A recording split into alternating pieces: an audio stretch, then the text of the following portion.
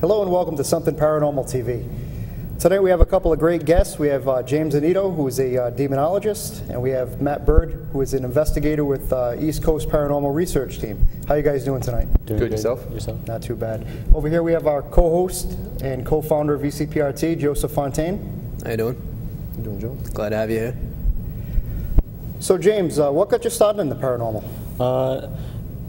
When I was 8 years old, I got a little photograph from my aunt that was in a little binder of vacation trips, and she's like, "James, come here. I got a photo for you to see," because I like scariest places on earth. It's kind of pretty much where I actually started. Sure. So in this little picture, top left-hand corner, like this Sylvanus Brown house in Slater Mill, same kind of house. You can see like a misty face appearing from one of the little tile windows that those are, and it was pretty interesting. What got me actually started into the paranormal, I'm not gonna lie, is after that was when ghost hunters came around, and I started doing graveyards around Rhode Island and Massachusetts with friends around the age of 14, 15.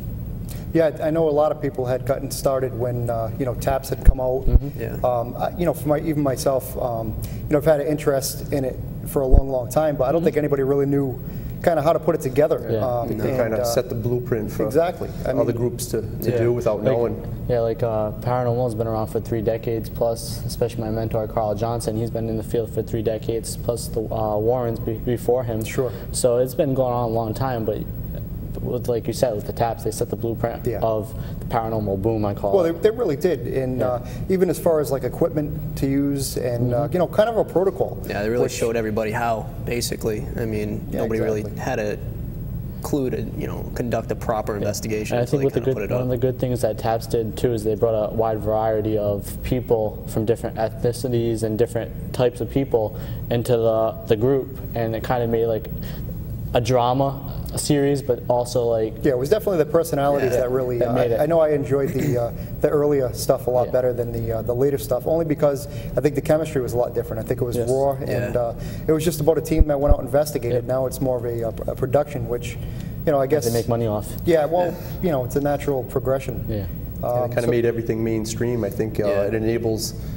everybody as investigators to be able to get into a lot of places that if you went back probably 15 years or so, you'd never have the chance to I mean, they've definitely opened up the doors for us as a group, because I even like Rose Island Lighthouse and, it's Fort Adams, and, these places wouldn't entertain, having a paranormal group. I think the only thing, not to interrupt you, the only thing that actually did wrong with taps is, you said a lot of these places now open the doors, but a lot of these places now charge you to investigate there, which is also solely wrong, in my opinion. It is, but if you look at, if you have an old piece of property that's historical and it's going to, not be in service because of funds, only source of income. It's a source of income that they didn't have to the before. restoration and preservation of it mostly. It does.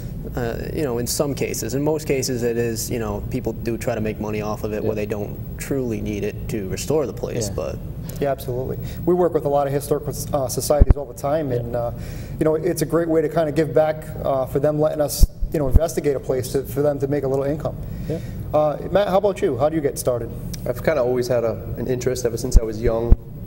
Very small personal experiences, but again, like James said, you see things go on mainstream on TV, and kind of enables you to see how it was done, kind of answer a lot of the questions you had, how to put everything together, and like Frank said, great pieces of equipment and stuff that you weren't aware of. Kind of gives you the opportunity to see where it's going. Do you have a piece of equipment that you personally you feel you have a real good chance of actually capturing evidence with? I'm a fan, just like everybody else, of the newer full spectrum cameras. I think that's probably, as investigators, one of our best bets to really catch a piece of visual evidence. So what's the difference between a full spectrum camera and just a regular camera? A full spectrum has a much broader sight compared to what we can see with our human eye or a basic camera. Our eyes in a standard camera are pretty limited as far as UV and infrared capabilities. So, the theory is spirits, ghosts, if you want to call them, reside in those areas that we can't see with our eyes. Sure. How about you, Joe? How'd you get started? Well, mainly, like pretty much everybody here, you experience something paranormal and you don't really truly know what's going on. I think, my first occurrence of that was I was 13 years old. And I didn't know, ghosts could be real at that age. You know, I thought it was like something out of Scooby-Doo. Yeah. You know, but you know, I had asked my mother about it. You know, I had an experience, you know, where I seen something. I was like, you know, well, what could that have been? And that's how I got, you know, sort of introduced to the show, Taps, and then, you know, I started going out to cemeteries and kind of making, you know, my own observations and my own theories on the paranormal. Yeah, it's about trying to make sense of something you just don't understand. I know for myself, from an early age, I've had a lot of different experiences and seen, you know, apparitions in windows at my grandparents' house that weren't explained when nobody was home, and I've had shadow people in my own house that were, you know, I didn't believe they were there at first, and it's amazing how much it truly exists and how much of a world we really have no idea what's in it, you know. So, James, how do you, you know, get most of your cases? How do you work out the demonology aspect of it? I think most of the ways I get my cases are just to throw myself out there, expose myself, because there tends to be a lot of demonologists in this field. They're not totally true. They're actually kind of fake. I've gotten to know that. I've run into demonologists on Facebook that said they're demonologists, but I ask them, what's your credentials, who you studied under, what you study, like theology, what parts of theology. Because demonology is not just demonology. You have to study the whole aspect of the Bible.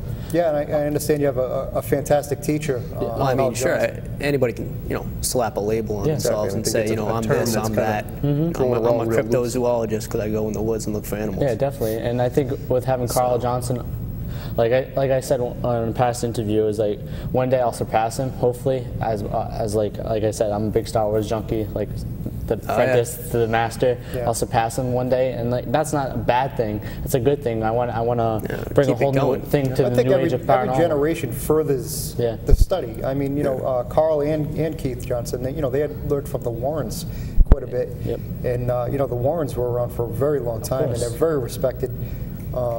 You know, so pretty much, you know, there's a lot to learn, but there's a lot more to discover. But I'd like to thank you guys for coming down today. Yeah, absolutely. Thank you guys for having us. You can check out our website at www.ecprt.com and also www.jamesanito.com. So thanks for tuning in, and we'll see you next time.